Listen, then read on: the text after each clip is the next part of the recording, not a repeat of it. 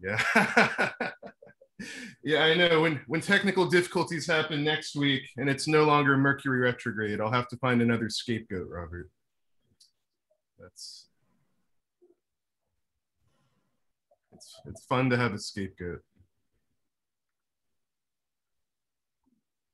Or you could just tell yourself nobody knows what any of this is.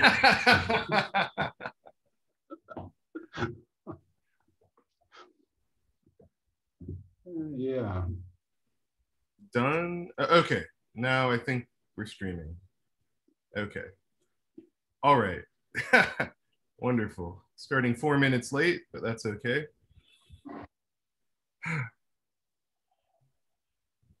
Yeah. So now I will do an introduction. So this is Nothing Happening for Nothing Media. I am Art Pinsoff. Today I have a special guest, very special guest, Robert Saltzman, author of the very wonderful books, The 10,000 Things and Depending on No Thing. I recently recorded a 3-hour plus discussion with Robert that will be released shortly in full on my own new YouTube channel. And there will be, the first part of it will show up on Nothing Media here. So you'll all be notified. And if the first hour of it isn't enough and you want to see the full thing, it'll have a link to see our full discussion. So today will actually be a follow-up discussion to that. The first hour of which I have a bunch of notes of things I would like to try to cover with Robert. And then in the second hour, we will open it up to discussion. So if you're watching on YouTube, feel free to write your question or comment into the live chat. And you can also there should be a link there on YouTube where you could join us here in the Zoom meeting. And I will facilitate people to be unmuted an hour in for that purpose.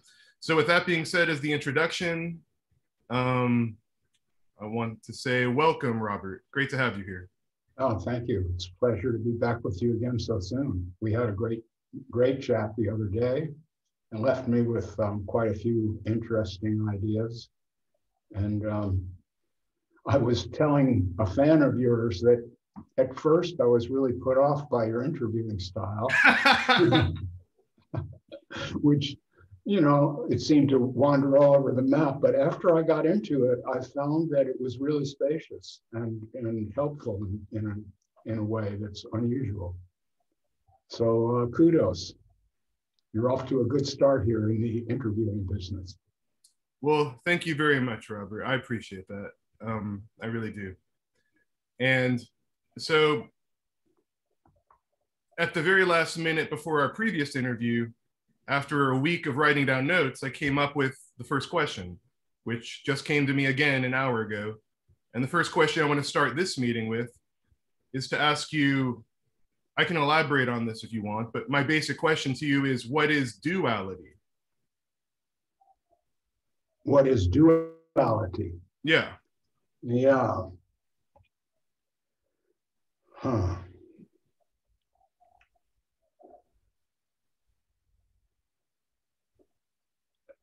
I think we need to start with perception. Perception is the way we have of knowing anything, knowing the world. We perceive sensory data, we perceive our thoughts and feelings, and in that way we make a picture of reality. But that picture evolved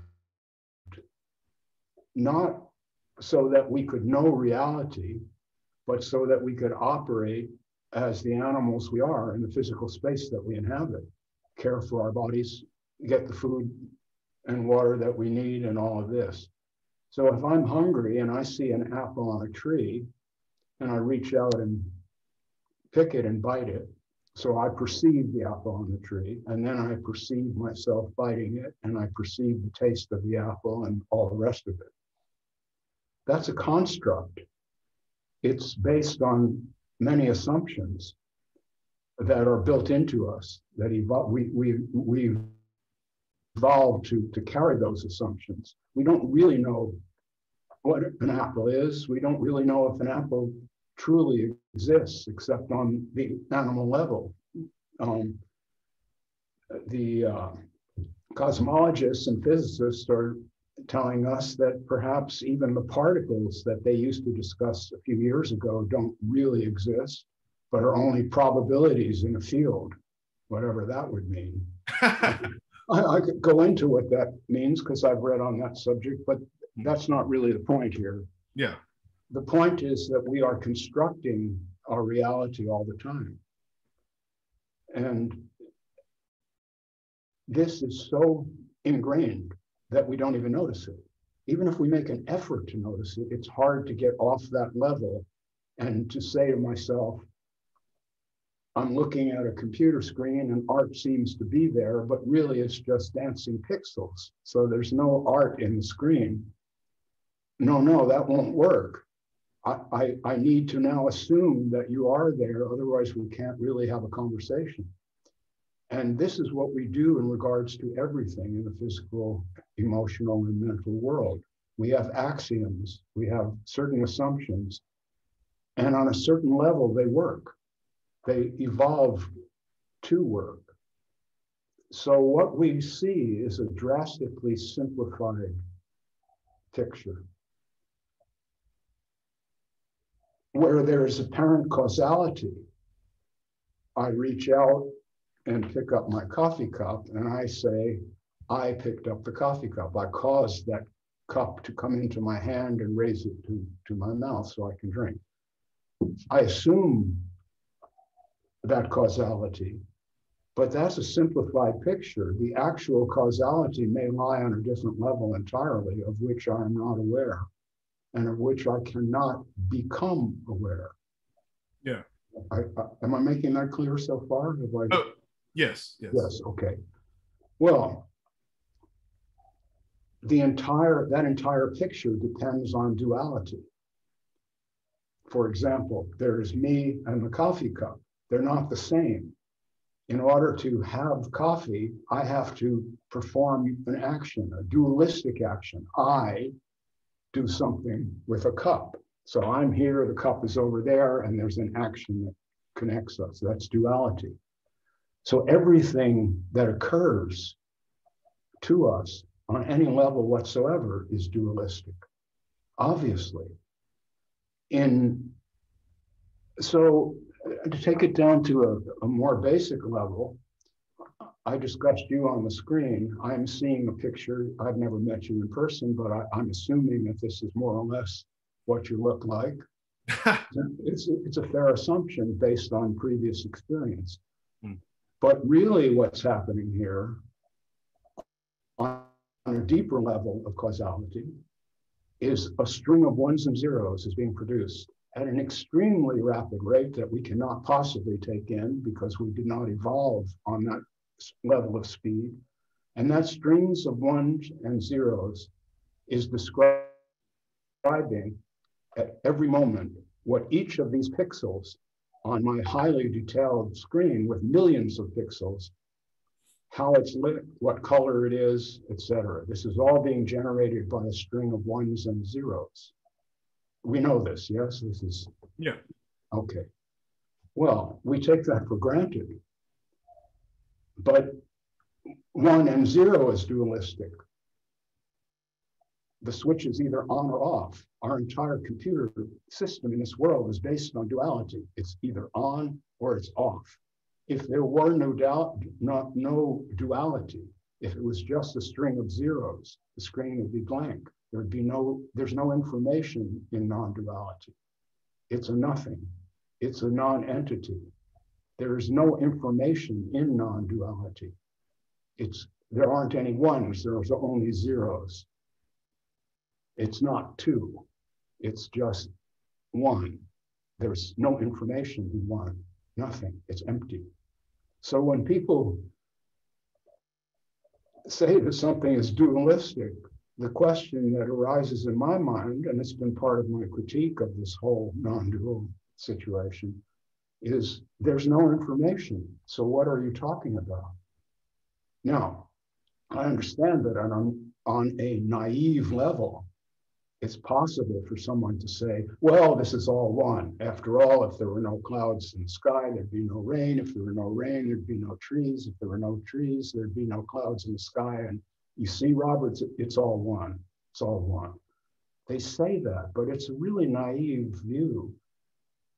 It's a religious view, not a realistic view. I'm not saying that it's some basic level to which we have no access, that there is no non-dual reality. There may be, but if there is, we don't know anything about it. So when people speak about non-duality, they're speaking emotionally and religiously, and sometimes logically, but they are not ever talking about reality. We have no way of knowing reality. We know our assumptions. We start with assumptions. There's no way to perceive anything without axioms to begin with. And if someone starts with the naive axiom, it's all one, and I say, well, how do you know that? And they say, well, the great teachers throughout time all said that. Well, in the first place, they didn't all say that. They said many things. Some of them said that. But why do you believe them? Why? On what basis? So duality is this. Duality is a conversation.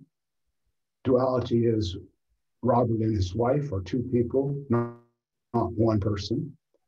Reality, duality, forgive me, duality is I have an idea in my mind, and when I speak of it, you may understand it to an extent, but not completely, because you have a different mind than I do, with different assumptions, different axioms, and you understand my words, not as I intend them, but as they excite certain metaphors in your mind. Well, now we're speaking about linguistics. That's another dualistic understanding. A word can only mean what it means to you. So if I use a word, in our last conversation, I used the word Nazi. I'll use it again. If a descendant of Jews who were murdered in concentration camps hears the word Nazi, that evokes an entire realm of feelings, emotions, historical facts, and all of this. If Marjorie, whatever the fuck her name is, this idiot who's taken over American politics for the ninnies, if she says Nazi, it has none of those reference at all. It's something else entirely. She's comparing the Democratic Party to a bunch of Nazis. It's madness. That's duality. That's duality. Each of us is different. We each have different ideas in our minds. If there were truly non-duality and we humans had access to it, there was truly one consciousness, as people like to say, which is a rather absurd idea. It may be true, but we have no way of knowing it and should not assume that. Certainly should not assume it. So if there's just one consciousness, then why don't you understand everything exactly as I mean it and feel it? Why can't, if there's truly one consciousness, then why are you conscious of certain things and not others, and I'm conscious of different things and not others? If there's truly one consciousness, we all should be conscious of everything all the time. You don't buy that. You don't buy that one, huh? The last thing you said, well, yeah. What's the problem? What's the problem with it? Well, this idea of duality becoming non-duality being observed as duality in traditional Advaita, there's this idea of like the one consciousness, as you're saying it, sort of dividing into three things, you know, and dividing into the observed, the observer, and the observing. And then there is this kind of mystical sounding thing called one consciousness, but but there's no right way of saying that. A lot like, you know, how Lao Tzu said that the Tao that can be put into words is not truly the Tao. You know, I feel like any attempt to describe that is utterly futile, and whether it's ever experienced is totally suspicious, because this is where it enters the realm of paradox, where language can't go, where even experience can't go. And yet I feel the way I feel like our mutual friend Chuck Hillig, he said this really beautiful metaphor that really stuck with me, that where he said religions and philosophies, they're like encampments around the void. And I feel like that's what language becomes when it tries to describe the indescribable. Like one consciousness would be one attempt at that, or consciousness being, yeah, a single thing. But as far as what you just said, that consciousness, if there was a single consciousness, it would know everything, I disagree with that, because it's more in the realm of infinite potential, and there's nothing to say or do from there. You could call it emptiness, you could call it one consciousness, you can call it God. This is my way of looking at that. Mm-hmm. Well, if something cannot be spoken and it can't be experienced, then what are we talking about? What's the point? Maybe there is no point. And yet I feel... Art, excuse me, there are many things about which discussing and talking has a point. Yes. Many things. Yes. Many. There's an infinitude of things that can be meaningfully discussed. Yeah, I would say like what shall we have for breakfast? That's right. Something that can be meaningfully discussed. Or is this a brain tumor? That can be meaningfully discussed. Right. Non-duality, from my point of view, cannot be meaningfully discussed any more than Jesus in heaven can be meaningfully discussed. It's exactly the same idea. It's an idealistic picture that's based on God, except now it's called consciousness, but it's the same thing. And it's just like wearing a cross around your neck to say I'm a non-dualist. Well, that's my belief. Yes, I know a lot of people like this. I've had discussions with them. Some have been acrimonious because they don't like my point of view any more than a Christian likes my point of view. It's the same thing from my point of view. From my point of view, non-duality is a religious belief that has no grounding in either experience or language, as you say. And precisely, that's exactly how I see it. The entire world is dualistic, in my experience. All of our words about it are dualistic. And so believing in non-duality is like believing in God. Can't prove that God is there. He may be, or it may be, but we have no way of knowing that. You may feel it. You've been told that since you were growing up. There's a God, there's a God, there's a God. So of course that's deeply ingrained in your awareness. There are many metaphors in your mind for God. But is there a God? Some people are sure of it. They're certain of it. Robert, how could you, when I look at the Grand Canyon, I know that there's a God, but no one but God could have designed such a beautiful landscape. Someone will say that and really mean it.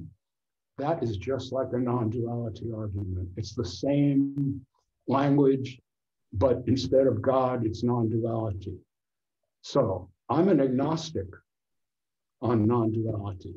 If someone will show it to me, I may believe it. But so far, no one has. And just to put the cap on it, I don't have a lot of respect for Vedanta. Any more than I do for Stone Age Judaism. It's the same approach. We don't really know anything, so we'll make up a lot of bullshit, and then we'll teach it to our children. And now we have religion. Vedanta has no authority in my mind. None. Zero. Well, I'm not saying there's nothing in it. I'm not saying there's nothing in it, Art. There may be. Right. But if there is, you'd have to show it to me. Right. I certainly don't mean to mention anything I mention, whether it's Advaita or some other speaker, teacher, or whatever. I would never have the intention of invoking an authority, that this is true because it came from an authority. That's not, just to be clear for anyone watching. I think you know that. But I'd like to bring things back to, I would only bring that up because it seems like a decent metaphor or approximation of a concept that maybe have some feeling of personal experience around, or maybe relevant to this discussion. But I want to bring things back to this question of duality now that you've given a really great answer to it, and you also talked about your opinions of non-duality, as some describe it. And the way that I look at duality is very literal, not just the observed and observer, but also there's two sides to our brain. And I've been studying some of this psychiatrist work, Ian McGilchrist, recently. He has some really great information about the scientific research on the different functions of the left and right hemispheres of the brain, and how one half of it, the left half, is focused on action, responding to danger quickly, and getting orders done. Basically, it's the more literal half. And then the right half is more focused on the abstract, the big picture, the wholeness, for lack of a better word. And it has more of an ability to think laterally and abstractly. And in order to, and his idea is that the two halves of the brain interact with each other so as to constantly get the work that needs to get done via the left half, and then for the right half to reevaluate, okay, is that a direction we should keep going down? Or is there another way to look at this and reevaluate to have a more optimal plan of action? And I just find this dichotomy very universal in terms of yin and yang, or masculine or feminine. In the Advaita tradition, Ramana talked about the path of jnana, the path of questioning. Who am I? What is this? Which I feel like your books do fantastically with this depending on no thing book. I feel like it's this, I think you used the word circumambulating. You're hitting this, you're getting at something from every possible perspective by saying not this, not this, not this. It's not, as you just did now in brief, where you said, the belief, the whole like watchmaker analogy from back in the day, that because there's a Grand Canyon, there must be a God, that created it. In the same way, people could take a leap of logic that is not grounded in anything except maybe their desire to feel safe. In the final chapter of your book, you talk about the absurdity of a life that doesn't have a plan or meaning to it. In the face of that, you could sort of embrace maybe that would be a good thing for you to explain in your own words, but I like how you describe suicide as an option, but so is a mental suicide, where you give up the sovereignty of your own observation and you just say, oh yeah, nothing exists, there's no one here. And this could be a die before you die experience, and not in a great way, more in a way that's denying what you really want to do. So I'm throwing some things out there. I wanted to, I'll allow you to respond to any of them now. Okay. Sovereignty is a beautiful word. Beautiful. Thank you for reminding me of it. Before I get to that, it may seem that my focus is to debunk non-duality, but really I don't walk around thinking about these things very much on that level.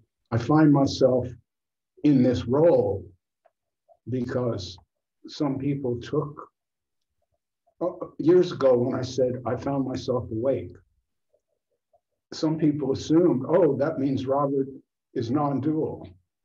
Well, and then I've had to spend quite a bit of time and energy debunking the religious belief in non-duality, which I call a hypnotic trance, because it was only the early 90s when this became a fad, as I pointed out in our last interview. Before then, spiritual people didn't speak about non-duality very much. Yes, it was a topic, but a small one, very small.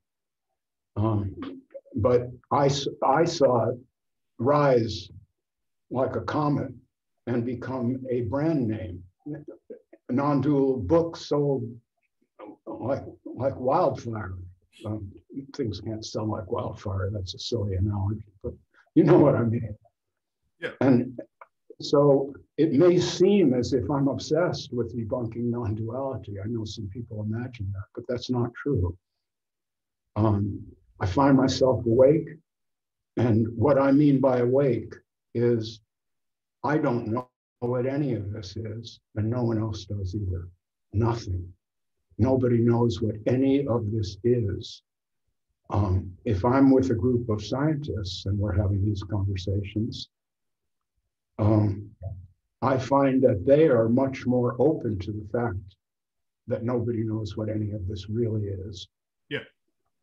The spiritual people think that the scientists are fixed in this kind of materialistic view of the universe, but that's not true at all. Scientists are mostly not materialists.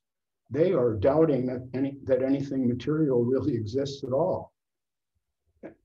And they have no idea what any of this is, and we'll tell you that.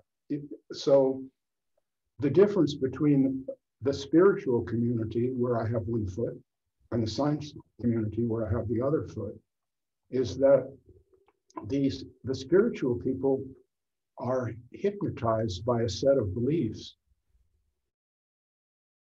so that if anything even appears to be materialistic, they say, oh no, that's not possible. It's all spirit. See, spirit is the old word, now it's consciousness is the new word, but it's the same thing. So it's this fluid somehow that we're all floating around in, except no one's ever seen it. So it's like ether in the old days. That's ether in science. Okay, so I've forgotten what you want. Oh, what did you want me to discuss? You said you liked that I used the word sovereignty. Did you want to comment on that? Oh, yeah, you were talking about the last chapter, depending on no thing. This is where I got into the work of Camus, who wrote about Sisyphus pushing a boulder up a hill. And whenever he got near the top and almost had the task complete, he would lose his grip and the boulder would roll down the hill again, and he'd have to walk down, get it, and start this bone-crushing work all over again. And he was going to do that for eternity. He was cursed by the gods. He was cursed by the gods because he pulled a fast one. He was dead and had to cross the river Styx.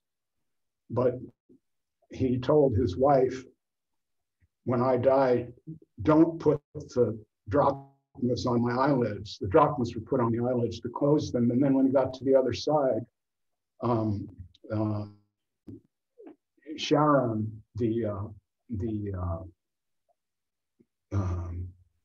who's the raft guy. Yeah. Sharon. Yeah, never get old. Sharon was would be paid with the 2 drachma, and the corpse would be conveyed there to the underworld. Well, because the drachmas weren't there, when he got to the other side, he started this story. I shouldn't really be here. I'm only a pauper, and I wasn't really dead in the first place somehow. And it's a long story. It should be read. It's a beautiful myth in a lot of ways, but I won't go into it. But he tricked the gods and they cursed him. Now you've got this unending task. Well, that unending task is what we are all faced with as humans, metaphorically. We wake up every morning. We don't really know what any of this is. We have to jump into our lives and start dealing with stuff. We have all kinds of ideas about it. And even though we may have this faith that it all means something, we never quite get there. You've almost got the non-duality boulder to the top of the hill, and then you meet Robert Saltzman. And that's tough. And the boulder runs down again to the bottom of the hill, because maybe Robert's right.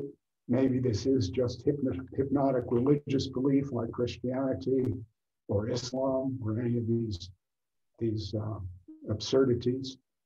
They're totally absurd.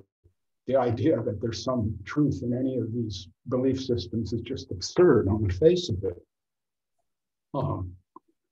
And people don't like to hear that, because if Judaism is absurd, or Christianity or Islam is absurd, or Vedanta is absurd, then maybe all of my beliefs are absurd, because they're all based on this foundation of belief in a higher, there's something higher. See, there's always something higher. We don't know that. We have no way of knowing that.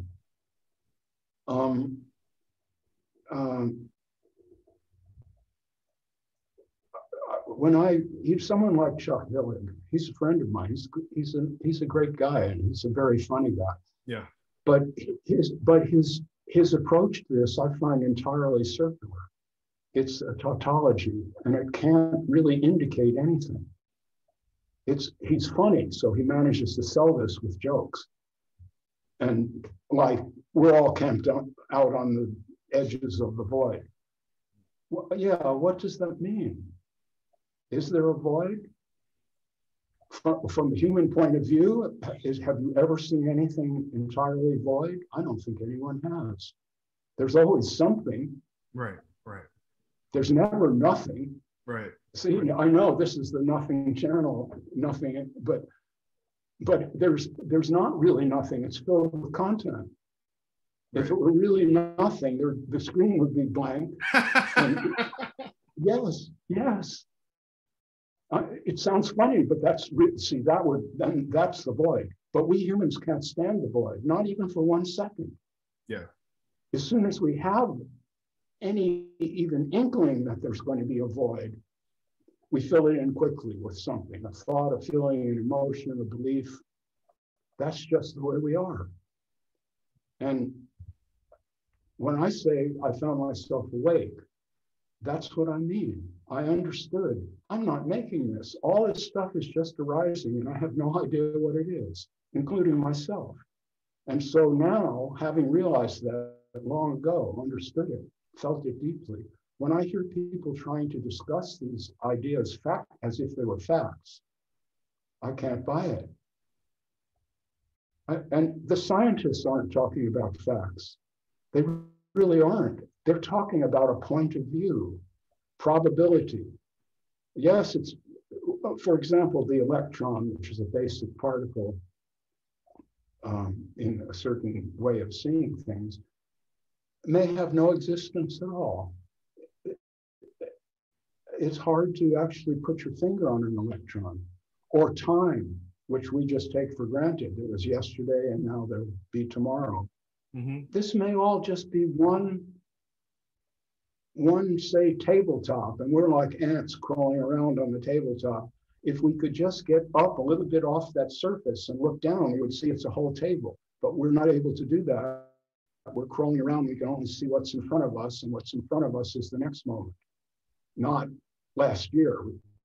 Last year may be here right now.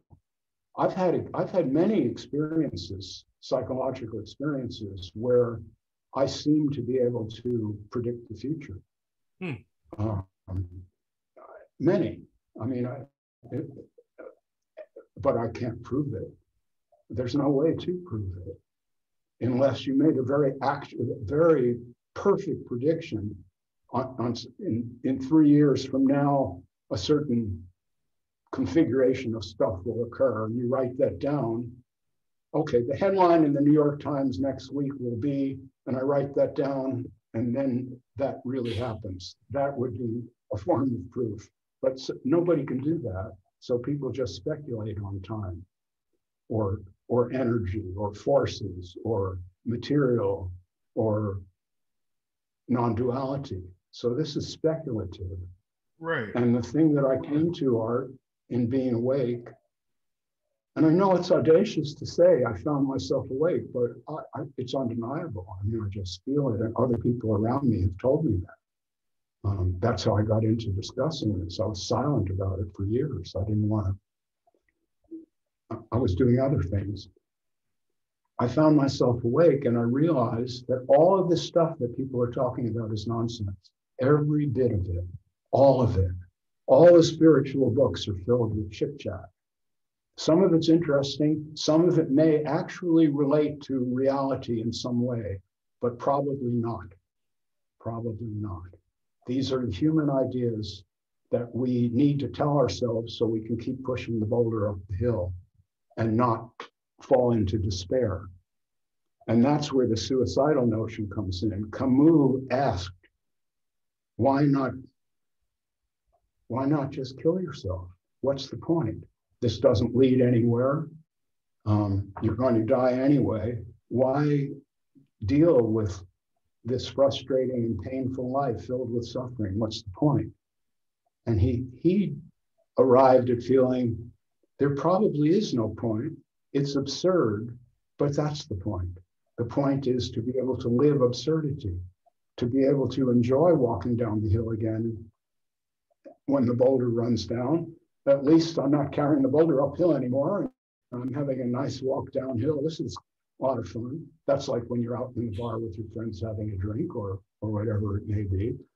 But you do know that you have to go to work the next day, probably have a hangover too, and that's the boulder up the hill. See, and this just repeats. And it's like the Groundhog Day. We're all in it.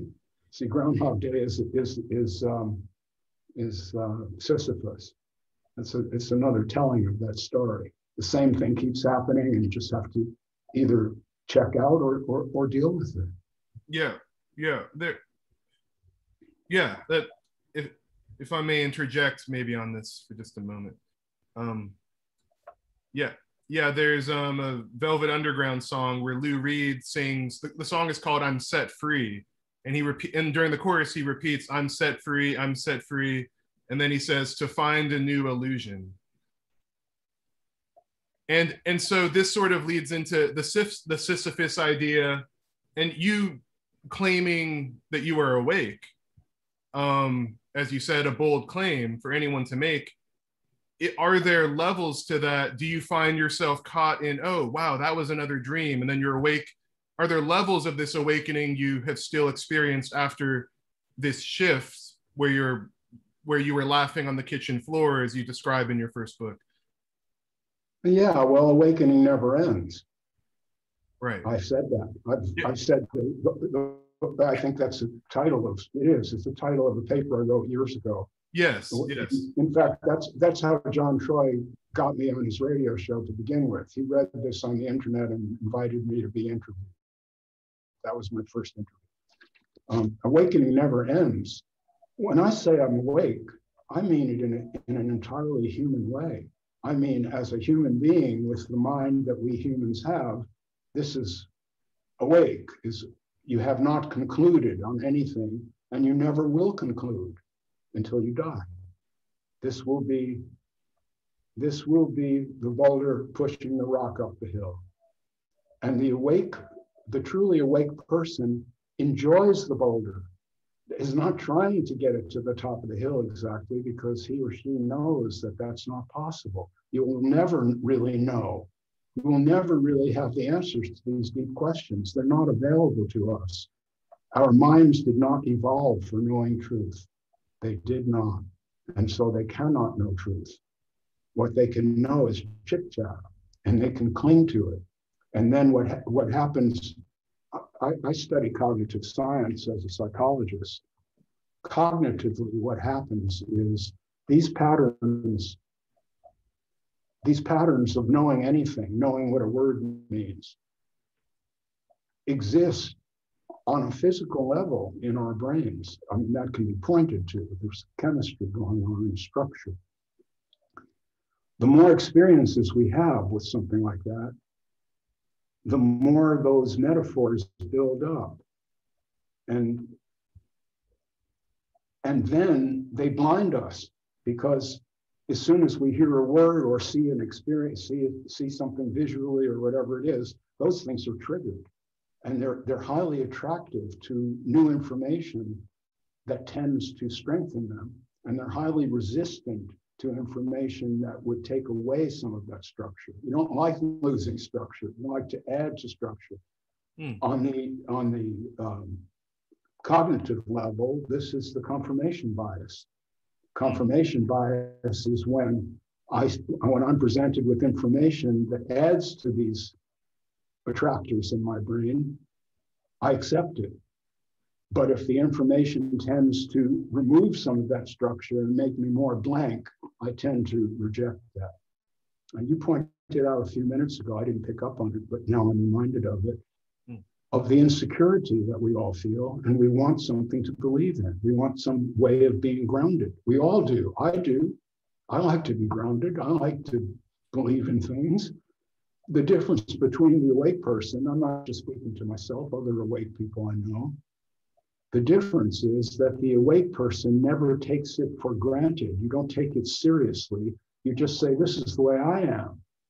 Art has different ideas, and maybe his ideas are better than mine. I don't know. See, that's awake. I don't know. I don't know what you know. You may know things that I can't even understand or imagine. And I may know things like that you can't understand and imagine. Awake is seeing one's limitations. It's human limitation is part of awakeness. You don't imagine that anybody knows capital T truth. You understand that nobody can. Our brains did not evolve to understand truth. Now, just one more point.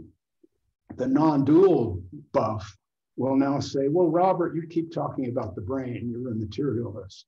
But the brain is not the source of all this. The brain is only a receiving set. And there's a consciousness somewhere, God or whatever it is, higher level stuff, is sending these messages to you. The brain is just a receiving set. Really? And you believe that? Why? Why? You've heard it said. That's why. You've heard it said and you like it. You don't want it to be the brain. Why not? Because the brain dies, and then you will die. And everything that you think is myself and is important and all of that, you will die. But if you believe in non-duality, you don't die. Well, ever. Yeah. And that's what you call an attractive fantasy, where attractive fantasy is like, there's no death. Death is only an illusion. No, it's a beautiful fantasy. If only I could believe in it, I wouldn't have to speak this way. Yeah. So I hear what you're saying. I could see it being the opposite as well. But I think what I mean by that is, like, one speaker who I've enjoyed listening to a lot and interacting with in the past is Paul Hederman.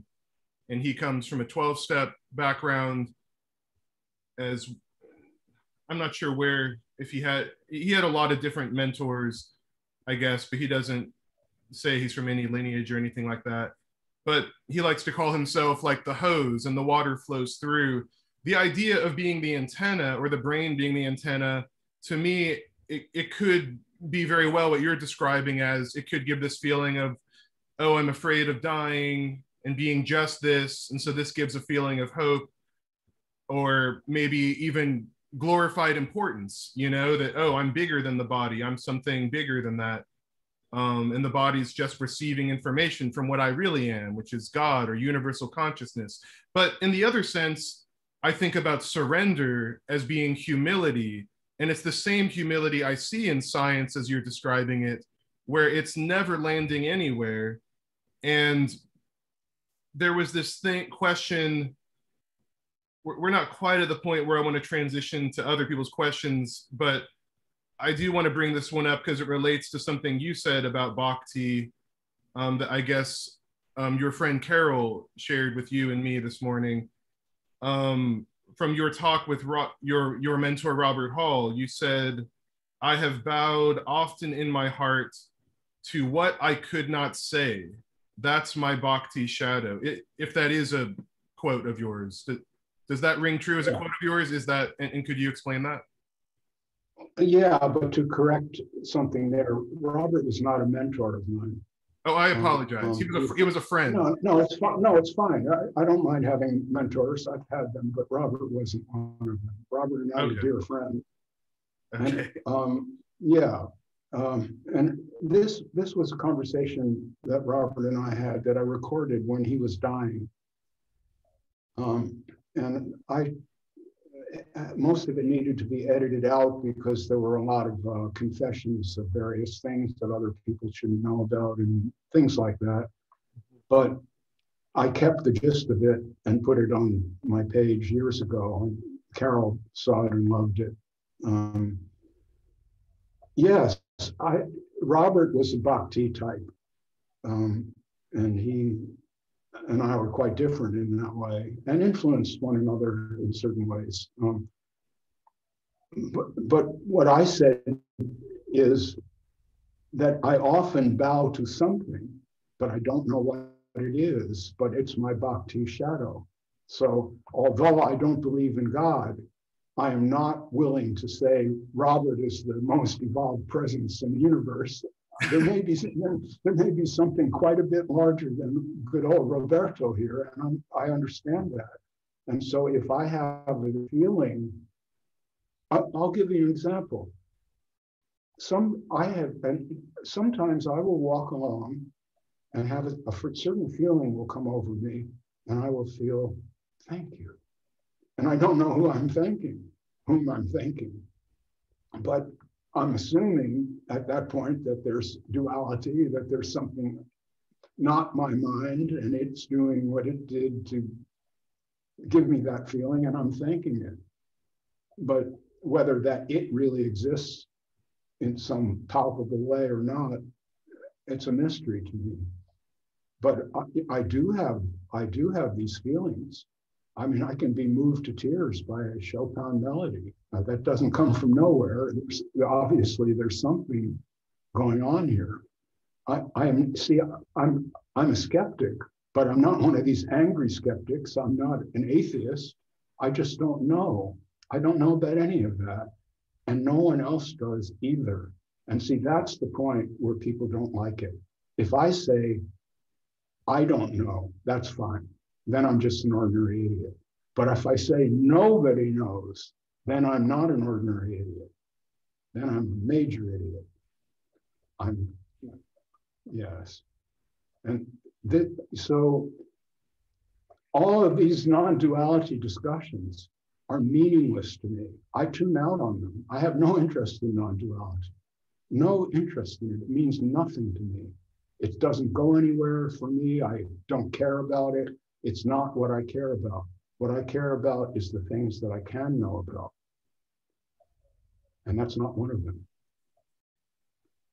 Yeah, so I can't know anything about the void. If there's really a void, there's nothing. And then I'm not there to know anything about it. And this is what Chuck Hillig will not accept. He won't. I've had this discussion with him a bit. He has a rather well-defined structure. There's the void, and then there's human experience, and they're different. I don't know that. All I know is human experience. What else could I know?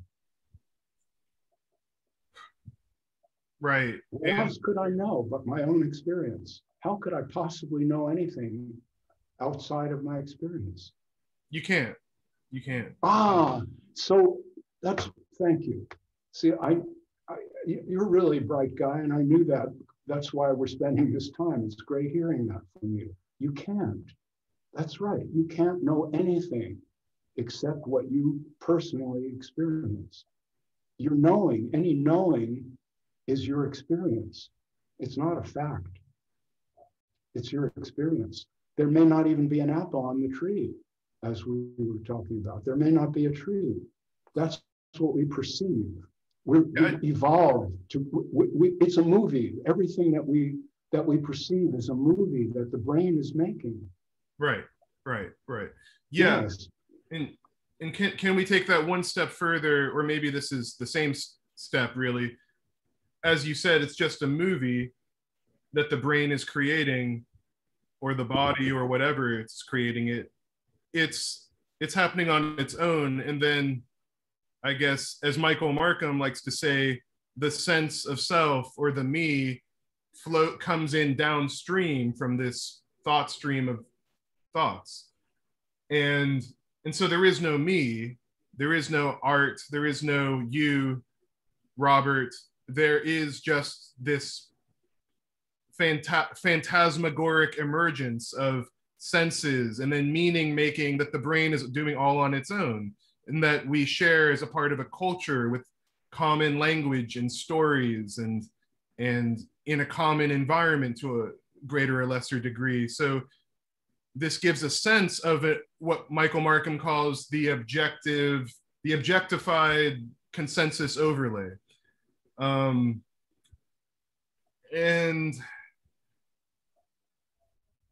yeah, there's nowhere else for me to go with that. I'm just agreeing with you, I think. But I just want to really put a point on it. This thing you brought up earlier about, you said that you had a sense that you had predicted things in the past. I was just listening to some podcast where someone was talking about how 2 years before 9/11 happened, they were lying down underneath the Twin Towers in New York, high on ecstasy, and they left a voice message to somebody saying that these towers are going down. And they didn't even remember saying that. And the person told them 2 years later. You know, I've had experiences tantamount to this myself, where something totally inexplicable, and then I tell my mom about it, and she says, "Oh, that's your psychic ability." And I wouldn't conclude that at all. Carl Jung had this word synchronicity, and you've studied Jung quite a bit. I'm curious if the word synchronicity has any meaning to you, and if you have any degree of even a theory about why those thoughts, or if it came to you, that appear to be predicting something, or if you think that's just, random coincidence. Yeah, well, as Carl Jung thought of synchronicity, what he meant was two events that don't seem to be related turn out to somehow be related psychologically. That an unexpected event occurs, and then later you find out that it should have been expected, for example, if you had only known at the time. It's complicated, but that's synchronicity. I have an image in my mind of what of a possible explanation, but I only have that because some scientist, I can't remember whose work it was, talked about this, and then it made sense to me, so I picked up on it. This is the way the mind works. See, we're not really original. We hear things, and they either take root in our brains or they don't. An idea comes, and we either accept it or reject it. So this idea, which I did not create, I'm sorry, I can't quote the author of it, was that time exists as a continuum, a kind of, as if, this is a metaphor though, as if it were a physical space we usually are just crawling forward one pace at a time, and so we just see the next thing.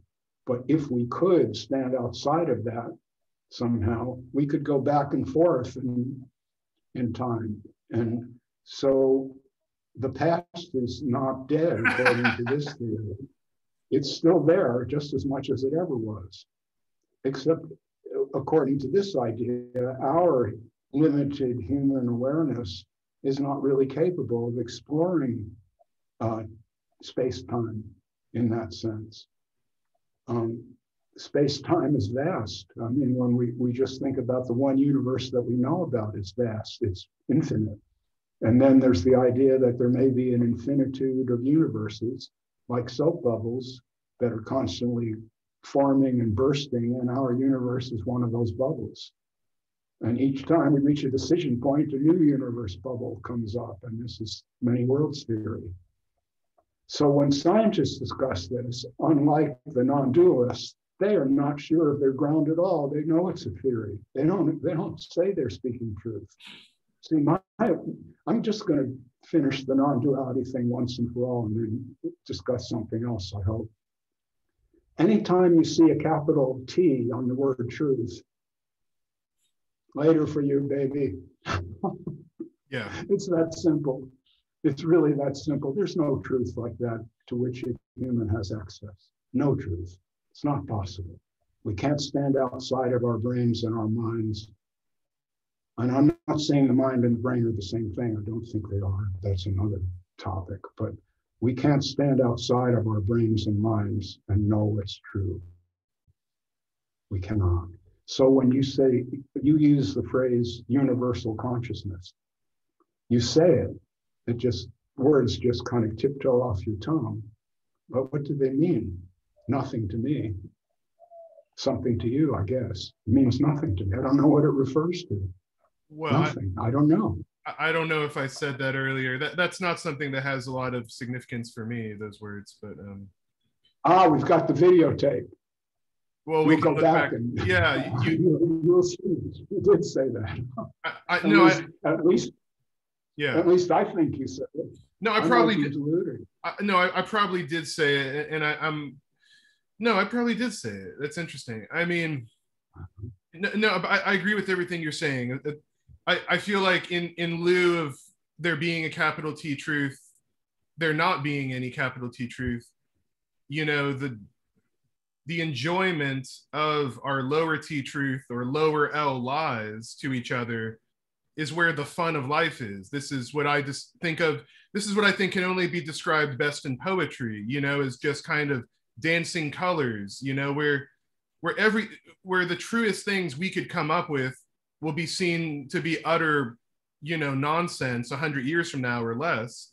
So we might as well just enjoy this experience of what we find enjoyable to discuss in each other's company and this sort of thing.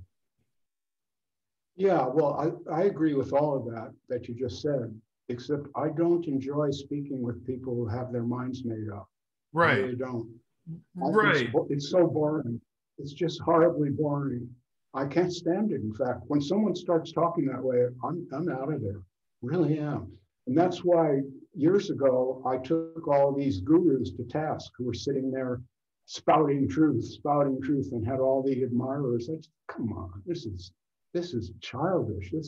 These people are either they're stupid or they're profiteers or both. But there's nothing interesting in hearing somebody say, I'm 100% sure that there's only one consciousness in the universe. Really? That's quite a statement. You're standing outside the universe looking at it? I don't think so. You're not even standing outside your own mind, much less universal consciousness. That's quite a claim. It's huge. Impossible. If I spoke that way, I'd want my mouth washed out with soap. And I speak with some confidence about my own experience. It's not like I'm a shy daisy or something. I'm not. I have ideas. I'll express them, but I won't say they're true. Right. You won't say they're derived from universal consciousness or anything of the sort. No, I won't even say that my ideas are true. They're the way I see the world. I may run into someone tomorrow who sees it in an entirely different way, and I may start to be convinced by what that person is saying. Well, I'm open. I haven't concluded. I'm not boring. I may be boring. That's not for me to say, but I'm not. I wouldn't bore myself. If I met me, I would not be bored. I would hope so. Yeah, and I have one more question before I open it up. This one's a little bit, left field, but yeah, a friend of mine asked about your thoughts on AI, but in particular, so there's this author, I'm not sure if you're familiar, Yuval Noah Harari. He wrote a great series of books about human history and then the future of humanity, extrapolated out as best as he could. And he poses this question at the very end of his book, Homo Deus, where he says, in a future where AI can do everything humans can do better than we can, and in a future where AI understands individual humans better than they understand themselves, the question will be, this that he poses, the question will be, what do we ask the AI, period? How do we ask it to program us, essentially, if it knows us better than we know ourselves? Do you have any thoughts on this topic of what AI may hold for the future of humanity in that sense?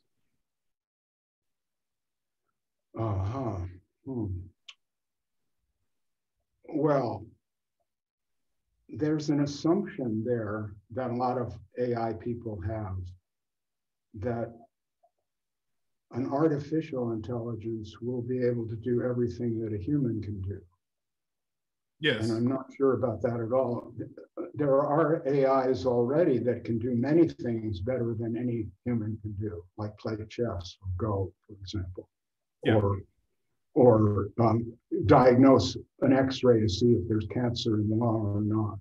And AI can do this better than, maybe not better than any physician, but better than most physicians.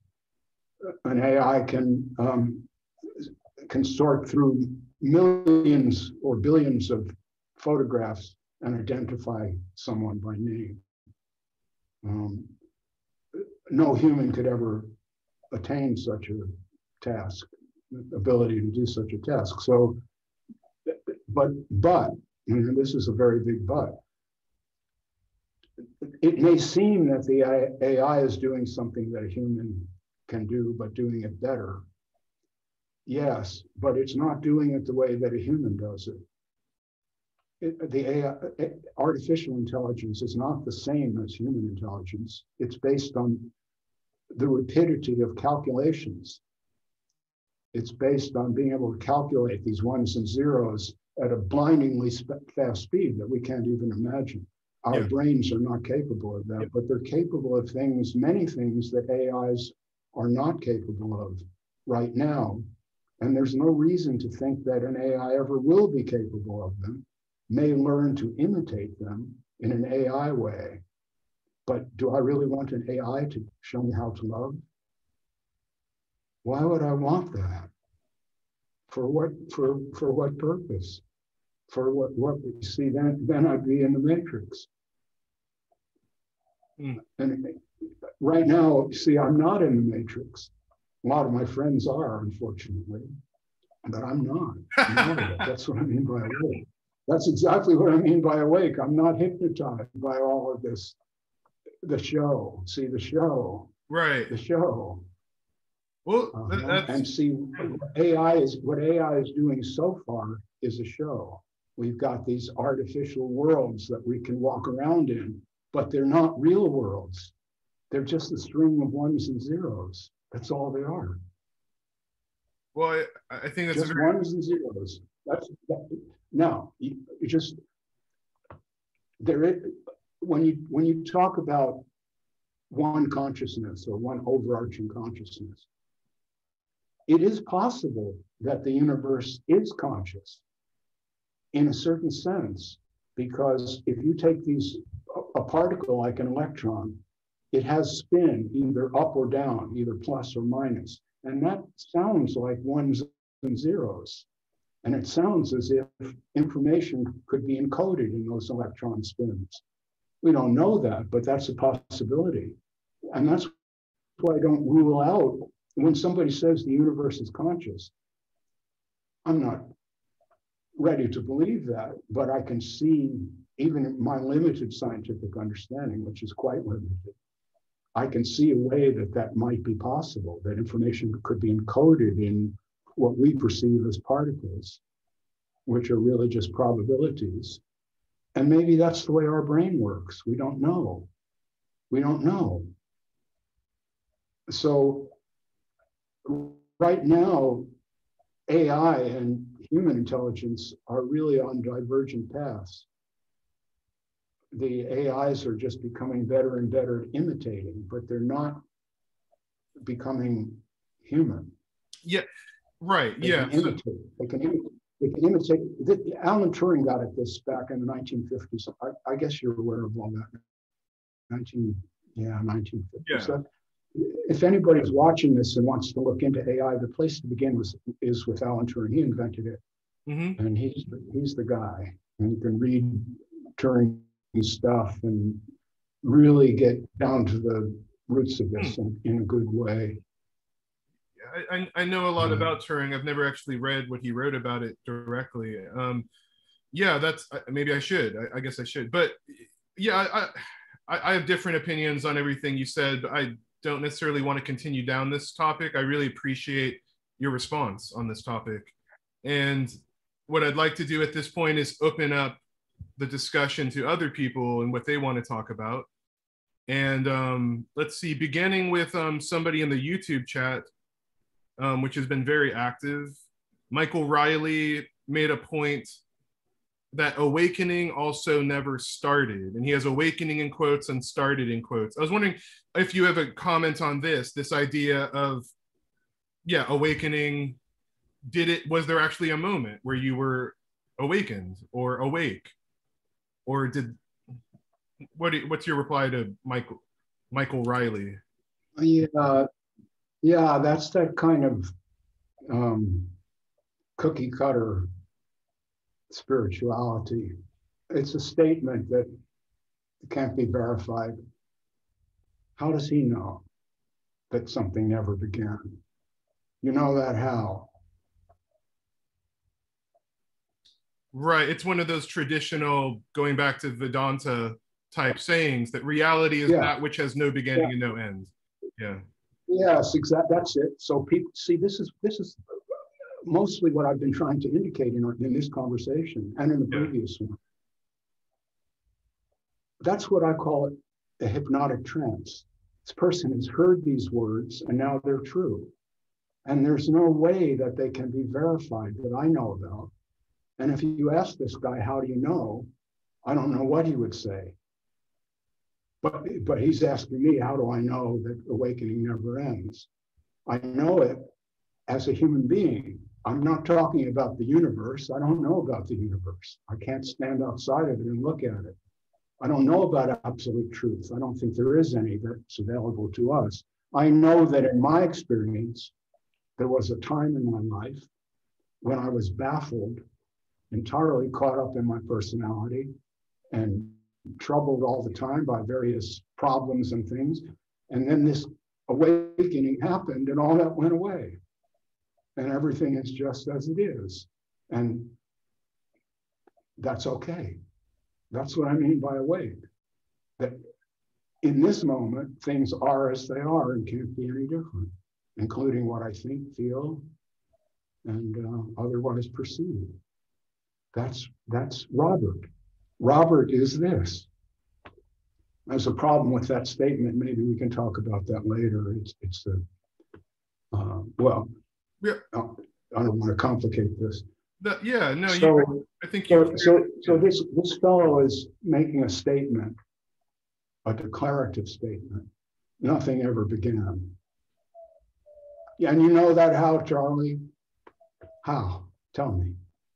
Where are you standing? Well, Michael Riley, you're welcome to join the Zoom chat and ask directly if you have a follow-up question. But I think that was a great answer, Robert. So Eric has his hand raised.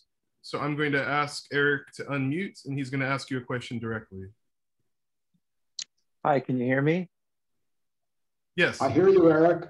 Hi. Hi. Hi, Robert. Hi, Art. Thank you so much for your conversation. It's been very stimulating. Robert, I saw you talking with Jim Newman recently. I don't know how old that conversation was, but I'm curious if you still believe that Jim Newman is in denial. In denial?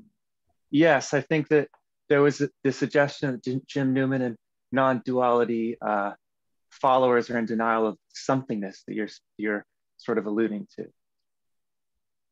Oh, I don't think I say he was in denial. Okay. What I think I don't really recall. I may have said that, but okay. If I did, that's not really what I meant. And I don't think I said it, but whatever.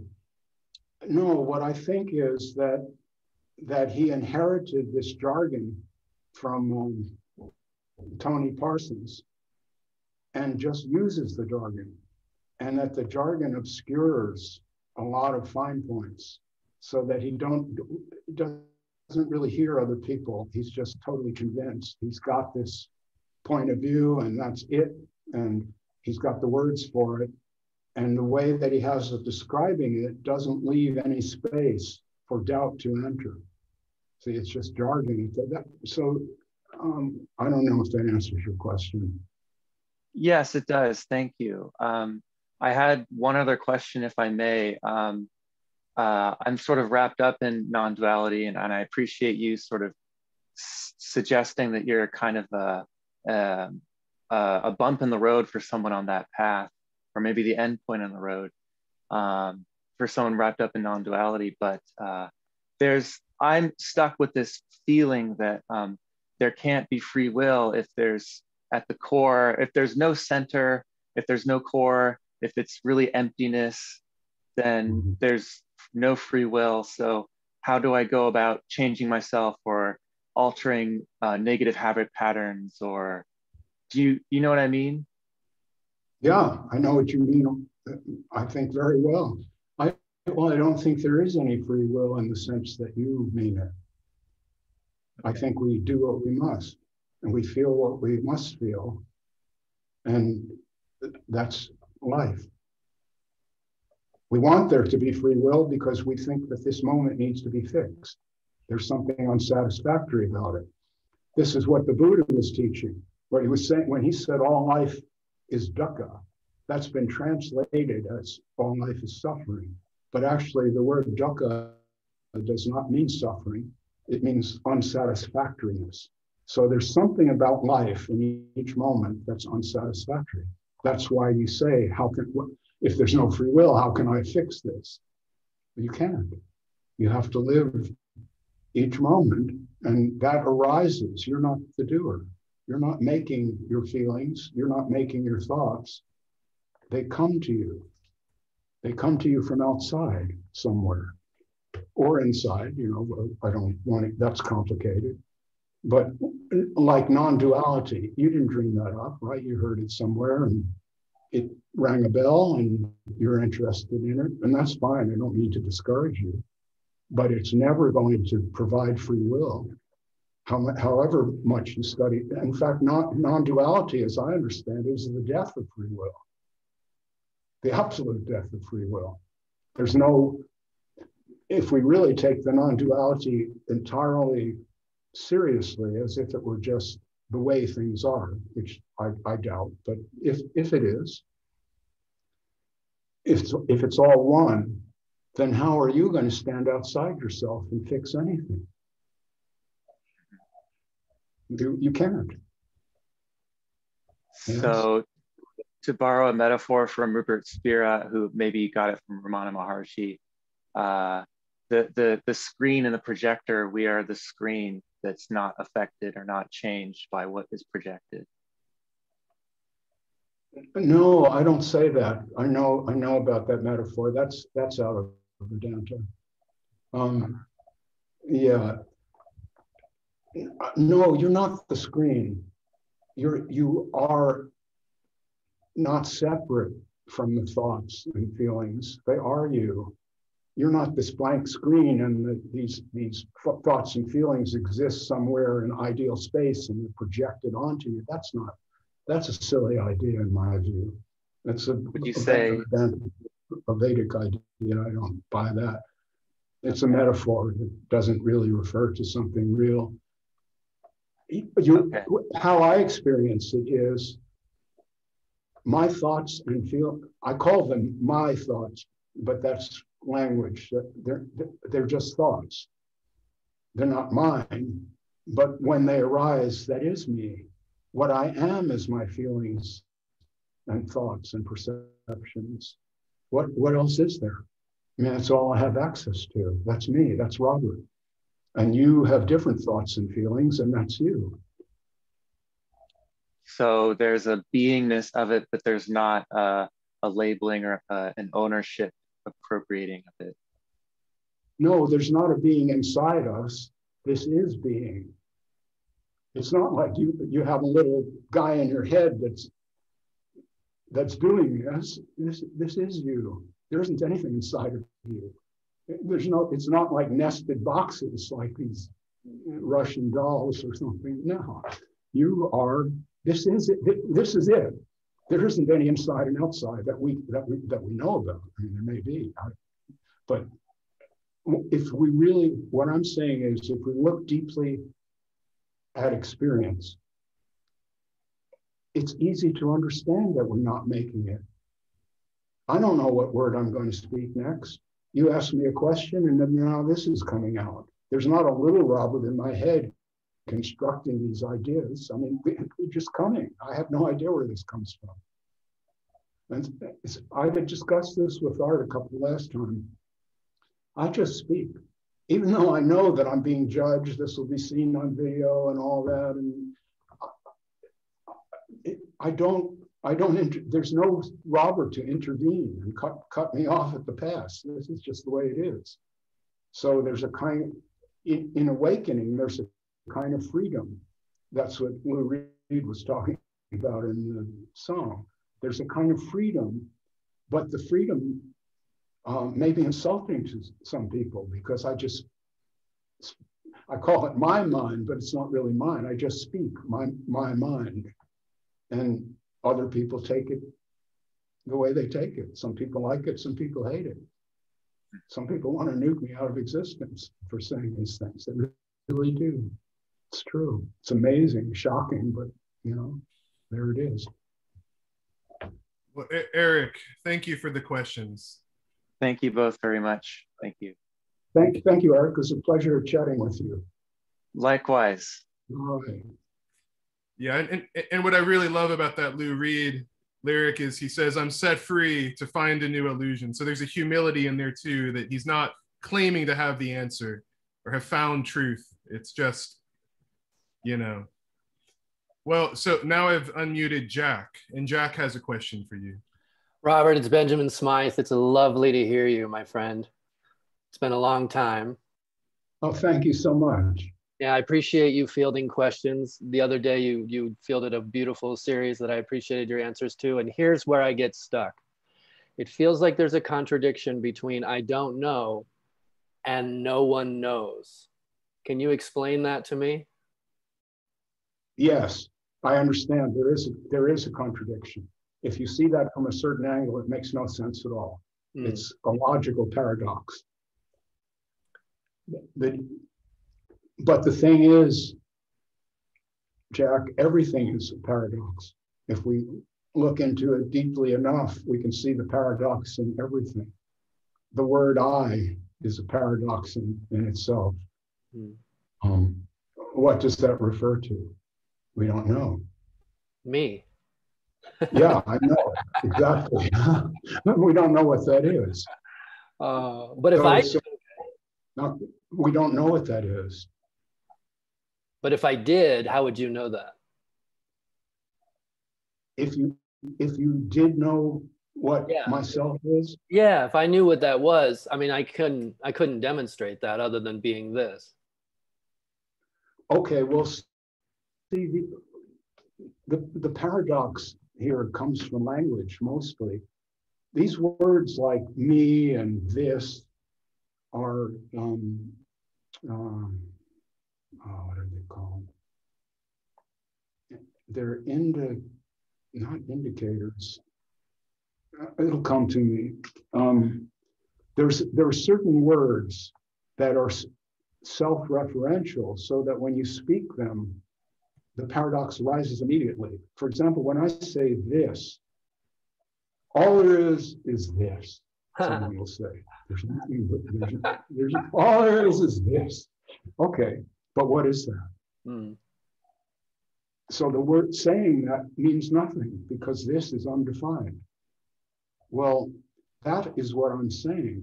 At root, I'm saying that when people claim to know truth, yes, how?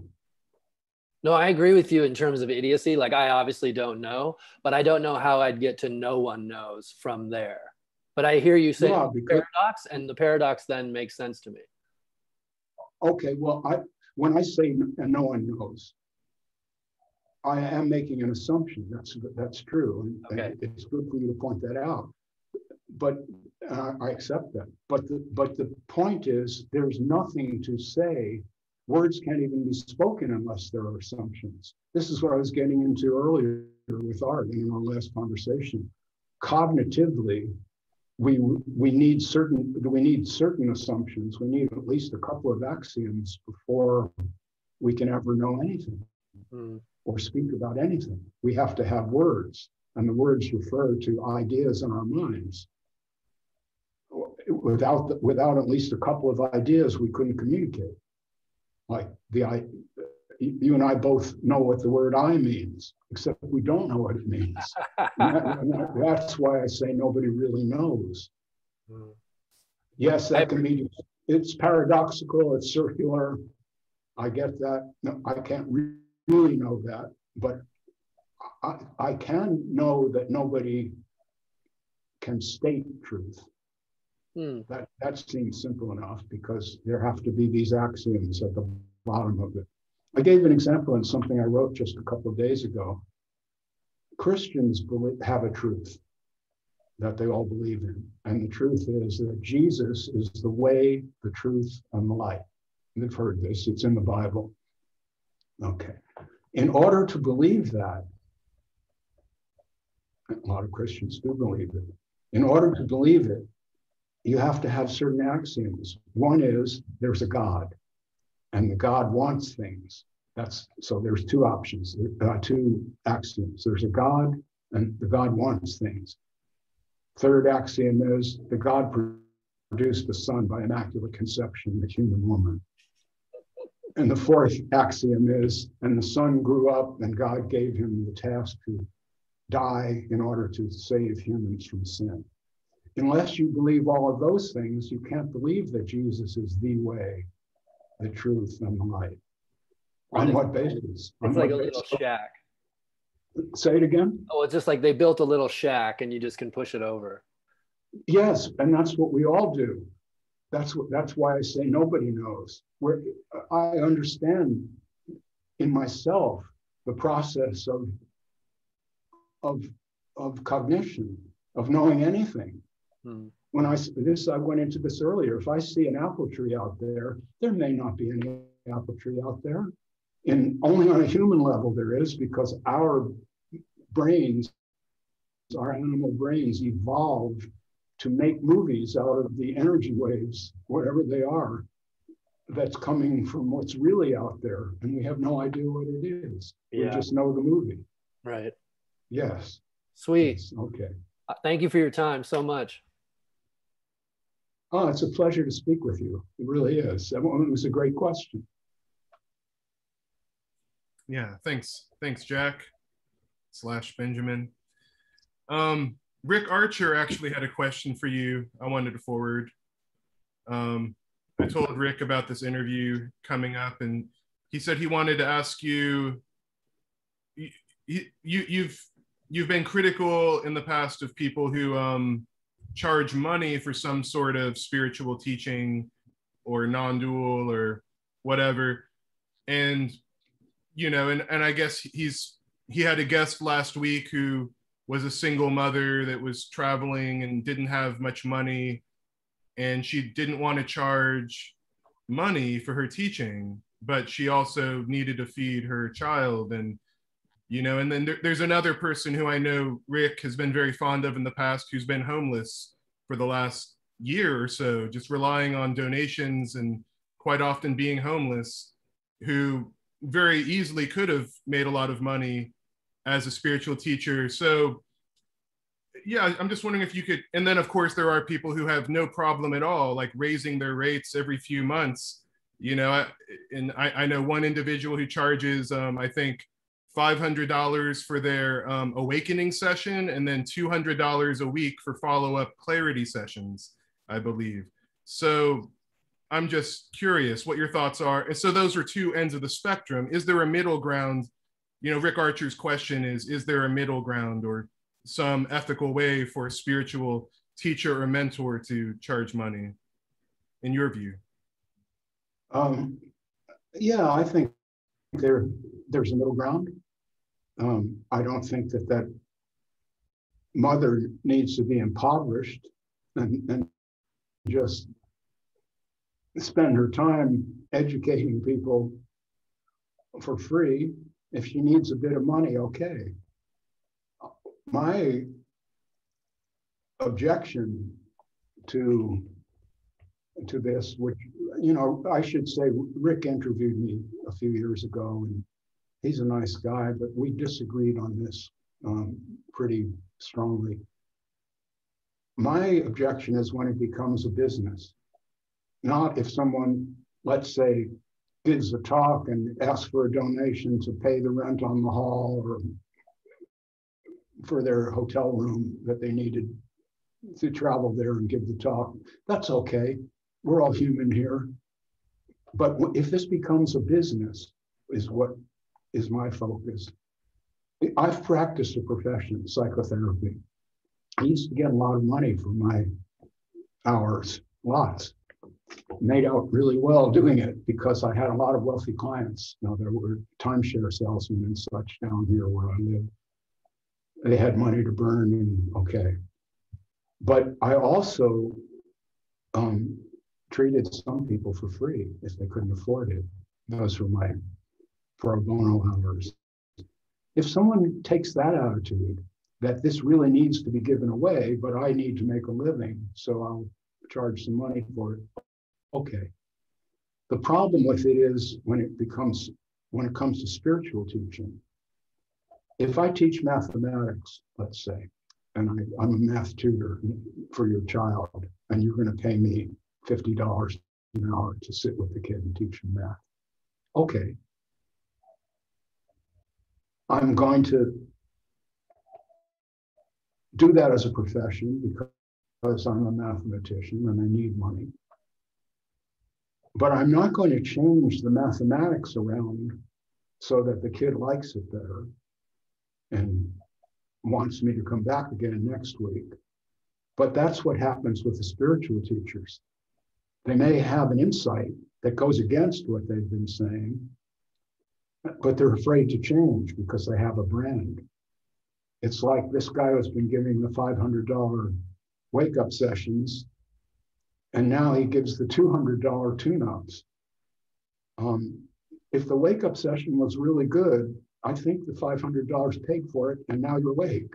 Otherwise, it's not a $500 wake-up session. It's a subscription to pay this guy's rent for the next endless years while you're in anguish. And that's what, see, that's the problem is when it's a business, there's too much incentive to be dishonest. And you can't be dishonest about math. You either know it or you don't. But it's easy to be dishonest about spirituality because you can say anything. I can say anything and charge for it. I really could. We got into this last time. Knowing what I know about myself and having a certain presence, which I'm an old guy now. I've developed this presence over many years. I mean, my ordinary human abilities, not some spiritual thing. if I wanted to make a racket out of this, it would be so easy. I'm aware of that. I'm not going to, but if I needed money right now, and let's say I needed an operation and I had no money, I might call a few people up and say, you know, I'm awake and I could tell you how to get there, just pay me. But I can't tell you how to get there, that's the point. And either can anyone else, I say. There is no spiritual instruction that wakes anyone up. All you can do is clear away the misconceptions. That's helpful. But as far as just teaching someone to be like Robert, no, you wouldn't want to. You wouldn't even want to be like me, so even if I could teach that to you. And I can't. And there's things about being Robert that are really difficult. I'm good at it because I've practiced it my whole life, suffering myself. But if now I'm going to teach you how to suffer myself, how to suffer Robert, you wouldn't like it. See, there aren't any spiritual truths, is what I'm saying, that can be taught. What I consider that I have to share is a sense of being, a sense of being. Someone can look at that and say, hey, that's interesting. This guy has interesting ideas, but I can't teach that. What I can say is, if you believe such and such, I consider that you're hypnotized. Snap out of it. Now pay me. Yeah. Mm-hmm. Mm-hmm. I see David Hall waving. He's waving at me. Hi, David. He's got his guitar on the wall. It's beautiful. David does have a question for you. Yes. So, but before we go to David, there was someone else that asked a question a while ago. Chris Parkins in the chat asked, it seems here that nothing exists independent of any other things, which seems not two, but one reality appearing as two. Chris says, I can't find where I'm separate from anything, hence non-dual. How is that a belief? Could you repeat the last part? I was reading a little note from Rita who said she has the solution to the charging problem. I wanted to share it. I didn't see that. Okay. But, well, yeah. So I was distracted, but so repeat the question. Oh, that's fine. Well, I guess the crux of what Chris is saying is that if it is in fact his personal experience that he says he can't find where he is separate from anything, how is non-duality a belief if that's his experience of not being able to find where he's separate from anything? Well, how does he separate experience from belief? Where's the line there? Well, Chris, if you want to join the Zoom, maybe you could ask more directly, or if you have a follow-up question, because yeah, I think that's a great. Your beliefs are your experiences are your beliefs. There's no separation. Your beliefs are an experience, just like myself is an experience. Yeah, myself is an experience. It's an indexical. That's the word I was trying to come up with. It's an indexical. If people are interested, look that one up. An indexical is a word that seems to indicate something. And it could, like I could say, see that tree over there? And I'm pointing, it's an index finger. It's an indexical, it points at the tree. That's good. But when I say this or here or me,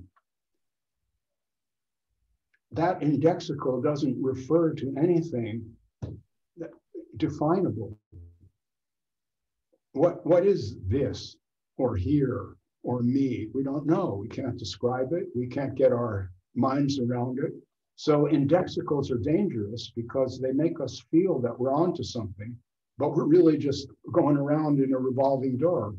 And that's what this question is like.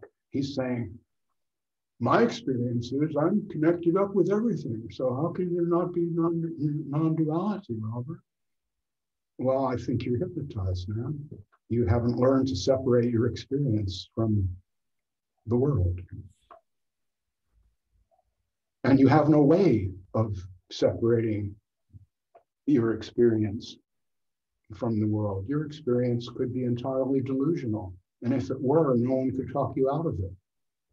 I've treated psychotics, lots of them. You can't talk them out of it.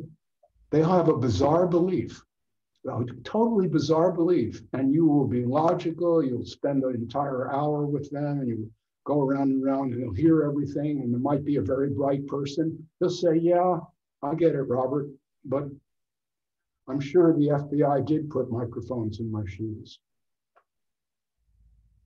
See, and then once you're up against that, there's nowhere you can go. Yeah. Well, I guess to try to relate with Chris and tie it together with what you just said, is from my own experience, you know, as I shared in our previous interview that'll get released next week, you know, I had a spiritual experience that I called samadhi at the time. And that was because I learned from Ramana this idea of samadhi, which he defines many different ways, depending on who asked him the question. And then it sort of haunted me. And I knew in advance that if something like this were to ever happen, it would. That's what everybody says. They say to not trust. I don't know. There's lots of warnings about things like that. And so I knew ahead of time that this is something to be wary of how I interpreted it. And yet there was so much relief and pleasure and free from suffering and a sense of oneness, a sense of love for all that lasted for hours. And then it didn't really make much sense to me until I read one answer Ramana gave months later, where somebody asked him, is samadhi when you experience all this stuff of love and light and oneness? And he said, no. He said, that's what happens when you identify with the body. Samadhi can't be experienced. And then I thought, oh, this comes back to the thing Chuck said about encampments around the void. And you're claiming that there is no void. No, I'm not claiming there is no void. What I'm saying is the void doesn't refer to anything that can be experienced. Exactly. And to me, this is exactly what Ramana meant when he said the samadhi is referring to that which cannot be experienced. And the moment there's an experience, that's not it. So yeah, well, in that sense, Ramana Maharshi and I are on the same page. I mean, absolutely. I also say be as you are, not as you desire to be or hope to be in the future. And that's what he said. Except, see, that was the highest level teaching that this guy gave. And because so few people could really grasp it, he had to go into all these other explanations. And the Buddha had to do the same thing. He had different spiels for depending on the level of comprehension of the person to whom he was speaking. That's Ramana Maharshi too. He obviously had an integrated experience, a very powerful awakened state, obvious to me. And what when he boiled it down, the highest teaching is be as you are right now. That's it. Without desiring to change anything, without any of these feelings of there's still somewhere to get to. I should really have a samadhi experience. See, this ordinary experience of popcorn in the movies isn't good enough. I need samadhi. That is what stops one from being awake. Awake is when you are with what is at the moment, without regard to the future and the past. This is it. That's human awakening in the present. I'm awake in the present. Maybe tomorrow I won't be awake. I could fall into delusion. I could start to think there's microphones in my shoes. The FBI put them in there. And then I go to the shrink and I say, I'm paranoid, treat me, and the shrink tries and fails. I've had that experience with patients. I could not cure them. They were psychotic. They needed drugs. Well, Robert, you know, when you say, Ramana did say, be as you are, I looked into it, and I think he might have said that once that's been recorded ever. Something he said many, many times was he would give this piece of advice for people to ask themselves who they are, who's asking the question. This was his most common response, apparently, was to just tell people, well, find out who you are, ask who you are. So, which seems kind of different from saying just be who you are. He would say, find out who you are. Ask yourself, who am I? So what are your thoughts on that piece of advice that Ramana gave very frequently? Well, that's what I was saying earlier in the conversation when I was talking about indexicals, and is when you say I think I said this to Jack, I don't quite remember. What do you mean by that? When you say I, what is that? That's the same thing. That's what I'm saying. You use this word, and yet you've never looked into it. It's a word that you were taught as a child that refers to this, but you don't ever ask yourself, what is this? That's the whole point. You just take all that for granted. Oh, I'm me. Of course, I'm me. I don't look into it. That's the axiom. And what does that mean? Does it mean this body? Does it mean this brain? Does it mean all this information, all the people I know, all the planets and stars in the universe? What is me? So that's an open question. And yes, that's so. When I say that Ramana Maharshi and I are on the same page, that's what I'm talking about. Exactly. I'm looking into at all times. Who's speaking? What is this? When Robert speaks, who's speaking? Where do these words come from?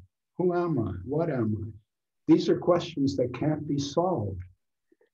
And that's why he says, be as you are. I don't know if he just said it once, but if he did, he probably said it to some really bright person who was there and was ready to just get it, because that's a very high level. See, that's not easy, because we don't want to be as we are. We want to have a bigger penis or whatever. That's the truth. That's the way humans are. We don't want to be the way we are. We want something better. We all do. Everybody does. I have a backache that I've had for years since I broke my back. I don't want to have that. I don't want to be as I am. I want to be as I am without the backache.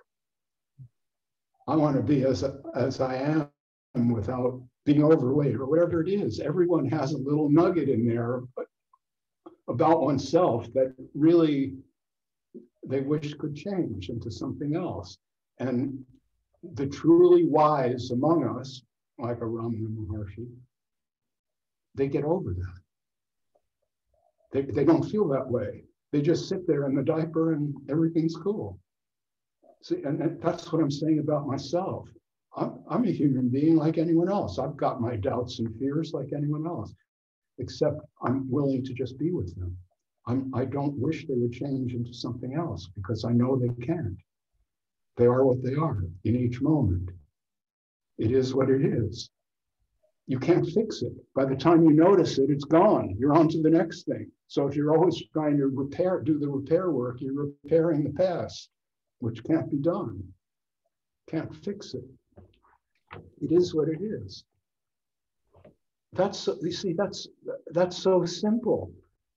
And it's not a spiritual teaching. See, it's not something that someone has to believe. Anyone who hears that can just look at it and say, is Robert right? There's no way I can fix myself, because by the time I notice what's wrong now, I'm on to the next moment. Seems clear. If I'm angry now, I'm angry. The anger happened. The bad word came out of my mouth. I can apologize for it later, but I can't fix it. Can't take it back. Yeah. If I see a rattlesnake, there's a lot of them around here. If I see a rattlesnake and I have this fear and it comes up, that's it. It's over. I can't now make myself unafraid. It doesn't work that way. It happened. Shock to the system. Yes. Yeah. Yeah. Well, and so great. the awake people I know, including myself, although this sounds like a contradiction because I'm speaking this way, are deeply humble, like a Ramana Maharshi. They know that they're not in control. They know that this is all arising and that myself is part of the arising.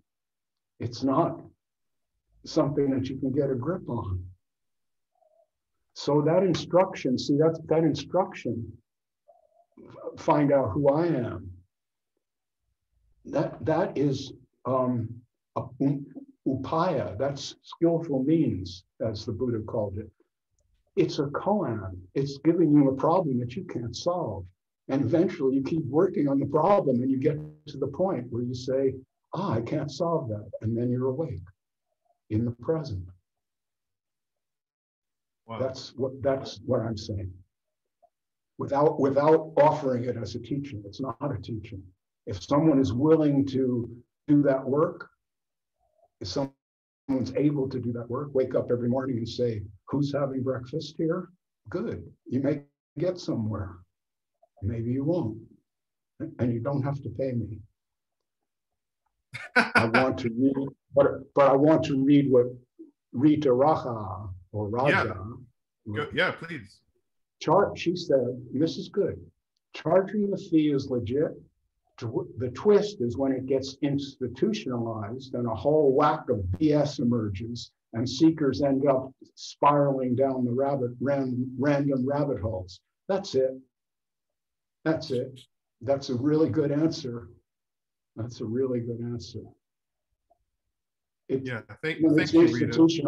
When it's institutionalized, and then we have non-dual seminars. See, not just a conversation, but it's a non-dual conversation. That's an institutionalization of an idea, and it becomes a brand. I once joked that I was going to make a non-dual cookbook. No ingredients but flour.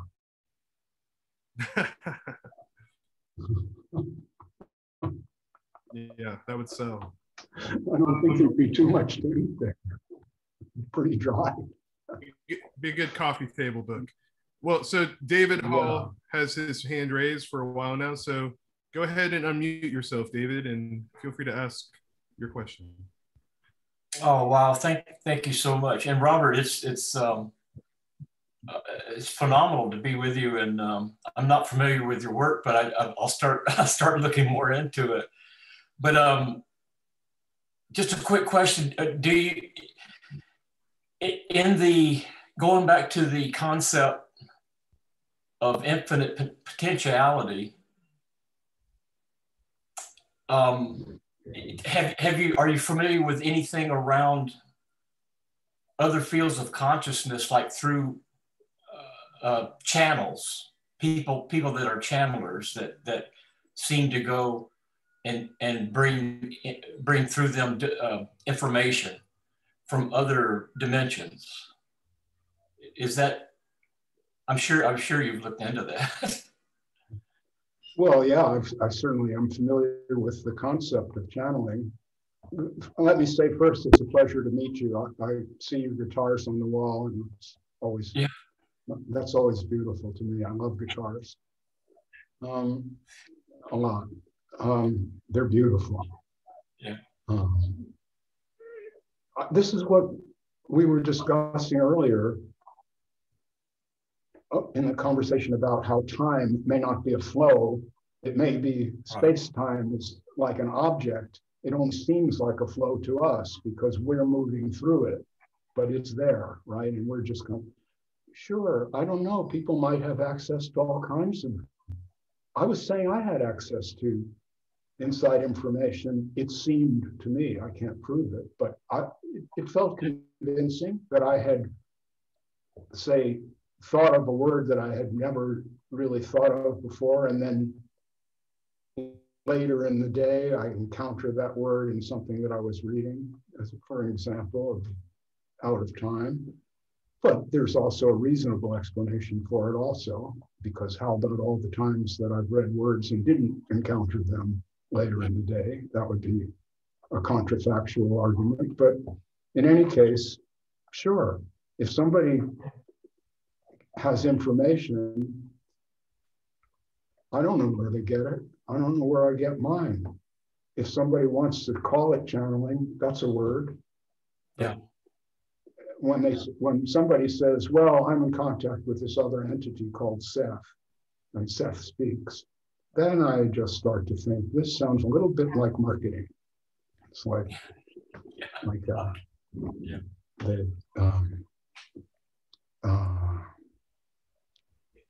A Course in Miracles. This Helen Saltzman wrote this book, and she claimed it was channeled from Jesus or something like this. Right. And sold millions of dollars worth of books and everything. That's a bit iffy. But can information come from realms that we don't know anything about? Probably, possibly. I don't know. Could. So, I mean, if I'm trying to figure out how to phrase this, because Jack, I really enjoyed the way Jack asked his question of you. As in, he was asking what was missing in that link about between the person that says that they know truth with a capital T and having to prove it. If the proof is in another conscious dimension and you don't see it, then there's no way that it can be proved to you. I mean, there's no proof in this, in what we call this 3D thing, the guitars and the walls and things like that. But you're hitting so close to the fact that what is in the now moment is just what is. If what is only source, you are source, the guitar's a source, I'm source, we're all the same thing all at once, then, I mean, I can't prove that to you, but I know that that's true. Well, you see, I respect that you feel that you know that's true. I understand that. We all have axioms or assumptions that we believe, although they can't be proved. We all have them. You can't function without that, really. No one can. But you have a brain and your guitar doesn't. And to me, that's a vast difference. You can play the guitar. The guitar cannot play you. The guitar cannot now put words in your mouth. It's hanging right behind your head there on the wall. But the guitar cannot influence you in any way. But you can influence the guitar quite easily. Just take it down and move the strings around and music will come out. So I don't see that as one thing, not at all. I see it as two entirely different things. Yes, you're made of molecules and so is the guitar, if we want to look at it that way. And some of the molecules in that wood might evaporate off the wood and end up in your mouth and then become part of your body. That could happen. So you're non-dual in that sense, in the sense that you're both made of the same stuff, but you have, I hesitate to use the word soul, but I will in this case. Your intelligence gives you a sense of being, and that's a nice looking guitar, but we could take that one away and put a different guitar in there and there wouldn't really be any difference if it was a nice guitar like this one. But I can't take you away and put another human in there and say there's no difference. And that's the difference. Yeah, but yes. In the realm that everything is only frequency. It's vibration. It's in quantum physics. I mean, they've proven that it's only frequency. All that we see before us is a frequency of different resonances. The guitar is at a different resonance than I am, but it's still all the same. It's still all of the same. There's only one note source that is everything that is. It's all well, yeah. it's just all vibrating at a different frequency. Yes, you can look at it on that in that way. That's a point of view. But there are other points of view. I just presented one. Sure. They're also valid. They're also valid. It depends. It depends on what level are we speaking about. If we're going to speak about molecules, then that's one thing. If we're going to speak about quantum physics, then there aren't any molecules. There's only probability waves. So then we're in a different world where molecules are only a fiction. Correct. So if we're going to speak about Robert Saltzman's life, that cannot be explained in terms of molecules. I'll give an example here. I have a brain.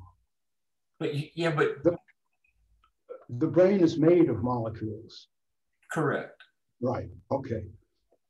But the molecules can't decide anything. Each molecule is identical to another. Let's not pick molecules; they're different. Let's take positrons. There's an unbelievable, inestimable amount of positrons in my brain right now, and they're having an effect. They're working. They're doing things, but they don't create thoughts. It takes the complexity of the entire brain to produce a thought. So if you're on the positron level, you can say it's non-duality. But if you get onto a higher level or different level, there has to be structures that are different from just explained by particles. So it's a movie that we're seeing that seems to have causality in it, but the causality can't be explained by these particles bouncing around. The causality comes from a different level. We don't know where it's coming from. It's a mystery to us, but we feel caused to do things. We feel impelled to do things. And you can't explain that by saying 80 million positrons ganged up on me and forced me to say a bad word. I mean, it doesn't work that way. So, but a non-duality view would have to say that there's no difference between Robert and a positron, the way that you're describing it. And I don't live on that level. No, I totally agree. But you're saying what you keep referring to what is. Yes, what is for me emotionally. Well, cognitively, all that I am, all that I know that I am, is what I notice. Correct, and that's all there is. That's Robert. Robert is noticed. Is whatever is noticed, and I call it in this space. The two of us can go to a baseball game, and I notice one thing on the field, and you notice something else entirely. We're sitting side by side. That's true. Maybe the game is boring, so I'm looking at the blonde in the third row. That sounds like something I would do. And you're thinking, was that a curveball or a slider? See, that's why there's no non-duality on the human level. Whether there is in the level that Art was referring to before, that he called, I forget, some kind of consciousness. Universal consciousness. I was universal. You could call it, yeah. or what Chuck called the void, or some people call God or love, or nothing. Some people call this nothing. People describe this as fingers pointing towards the moon that can't be put in words like that. Yeah, it is the what is. Okay. It is only the what. It is only the. Oh, sorry, I just muted you, David. But Robert, you were trying to say something? No. Put David. Okay, I'll say something and then put David back on if you have time. Yeah. That is what I was referring to before, and you said you can point to it, finger pointing to the moon. That's an indexical, and the problem with indexicals is that they're undefined. They're only defined by the context. So if I say me, what do you mean by me? When Chuck says the void. What do you mean by the void, Chuck? Show me one. Show me a void. He can't. And so you can talk about this stuff forever, and other people can say, ah, yes, Chuck Hillig, he's got it. Or Robert Saltzman, not to pick on Chuck, I like Chuck. But he speaks with an assurance that for me is over the top. He always has since I met him. He's quite sure. He's got a vision of the world, and that's the way it is. And he's quite sure of non-duality and the void and all this. And I'm not. Oh, I wish Chuck was here to defend himself. Where are you, Chuck? And let me just, I'll let somebody else go, but I just wanted, all I'm trying to say is that the what is, that's all there is. That's what, I think that's my other way of trying to say what Art is saying. There is only what is. No. You see, that's a bridge too far, in my opinion. Well, there's only, all there is for you is what you notice. That doesn't mean you notice all that is. I know I don't. That is that. Well, but you see that's where it's a good conversation we're having because that's the point. The point is that someone will take his or her own experience and say, my experience defines reality. All there is what I notice. All there is this. They'll say, all there is this. Yeah, all there is for you is whether it's a fastball or a slider. And all there is for me at that moment is the blonde in the third row. But meanwhile, there's 80,000 people in the stadium, and they all have different viewpoints of what is. Right. And well, see, yes, and this is so important because all there is this. Robert, I want to. Yes, I hear what you're saying, and I want to attempt to encapsulate and clarify a certain kind of jargon, as you've referred to it in the past, of what I call, loosely the lineage of Tony Parsons. There is a certain languaging that has become commonplace, and part of it is to describe what is. I think I've heard this from Kenneth Madden. He says this quite often in his meetings. This is a meeting about what is, or we're describing what is, and this is another one of those placeholders. Like, in lieu of calling it universal consciousness or God or whatever, people will say there is only what is, and they will go as far to say, like I've heard, it is this meeting, it is this Zoom call, it is what this body is experiencing. But as Jim Newman said in his conversation with you, those are the things that are apparently arising. This is something that I think Tony started this languaging. There is an apparent arising of Jim Newman caring for his wife, as you asked him in that interview. But there is only what is, and similar to how you were saying at the start of our discussion, what truly is, or who I truly am, are unknowables. So that's what they're pointing to when they say there is only what is, as far as I can tell. And that might still just be a languaging that you feel like is disingenuous or misleading. I don't know, but I think that's what they're talking about when they say there is only what is. They do mean the human experience, but at the same time, they mean what that really is unknowable, in a sense. It's not an intellectual thing. It's an experience. I don't know. I can't say more than that. I'll bring up two more things, and then maybe you could find a way to tie this all together, because I feel this is all related and a nice way to wrap up. The one time I spoke with Tony Parsons on the phone for 10 minutes, I think he repeated the exact same phrase 10 times verbatim. It's something like, this is no thing apparently happening. And he would say that again every minute. And it was funny. It was almost like a joke that went on too long, where you just start laughing at it. But that's his message. This is no thing apparently happening.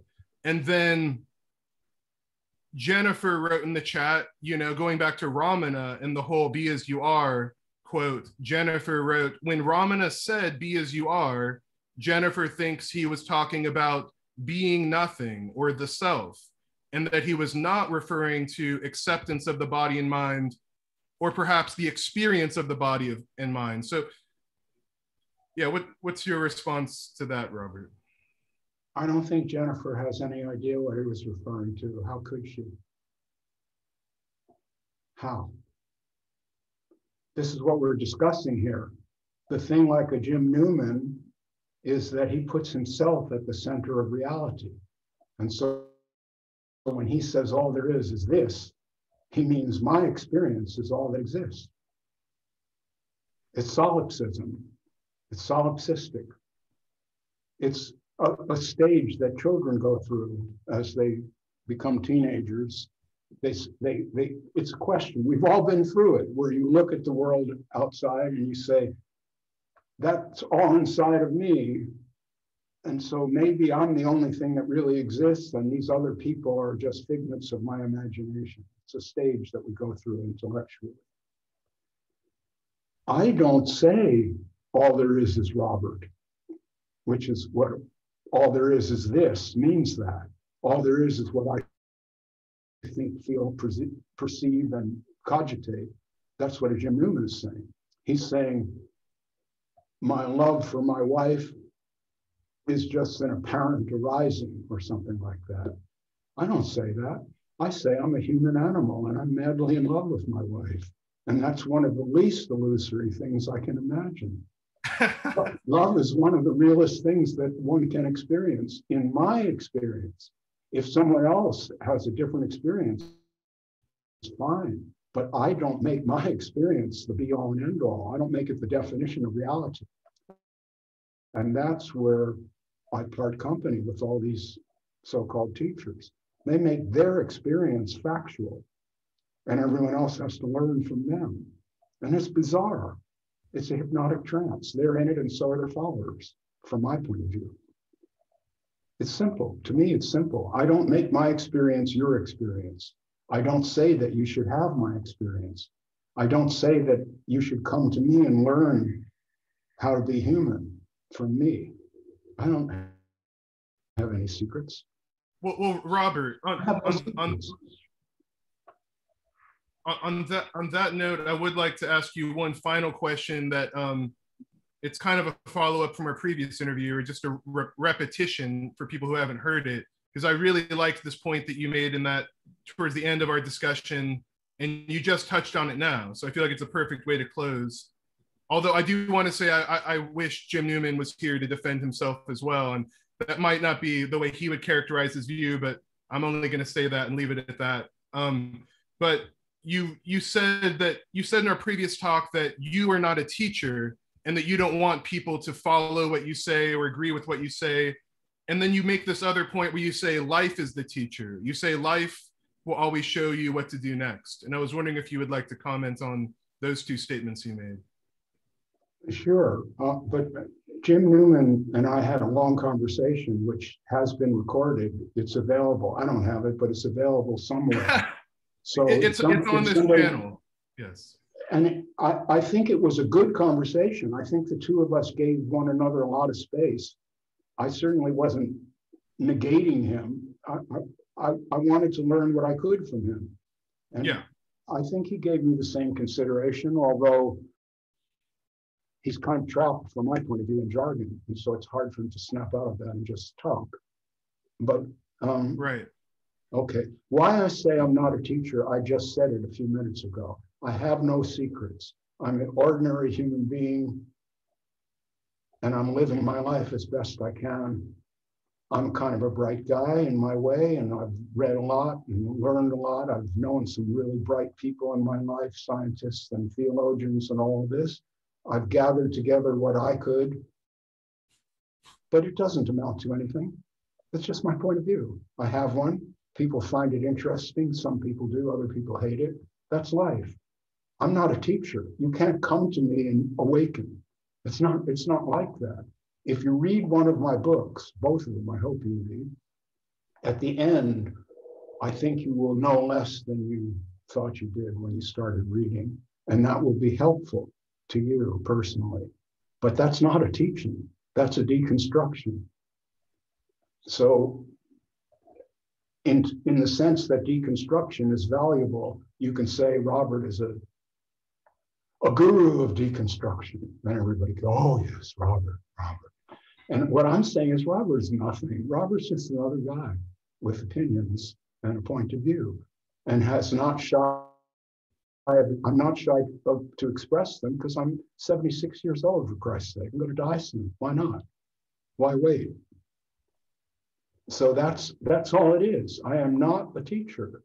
I can teach things. I could teach photography, but I mean the nuts and bolts of photography, how to focus the lens and all that. But I cannot teach someone to be awake. Cannot. And I wouldn't even do it if I could, because it's actually a mixed bag. Might not like it. It has a downside. Everybody wants that. Oh, I want to be awake. I don't know. You might not like it. You won't be proud of yourself anymore. It won't happen. There's no one to be proud. It's just this. Just this. Yeah, I just use the indexical, I think, intentionally. Because, yes, you get that. See, that's what Jim said. Jim Newman says, there's only this. And everybody goes, yes, he's so bright. He's so turned on. He's so awakened. Really? Now tell us about this. What is this? Let's hear it. Just what you think and feel, or Tony Parsons came up with, or is there actually some vast thisness to which you have access and the rest of us don't? See, these are questions. I have no answers.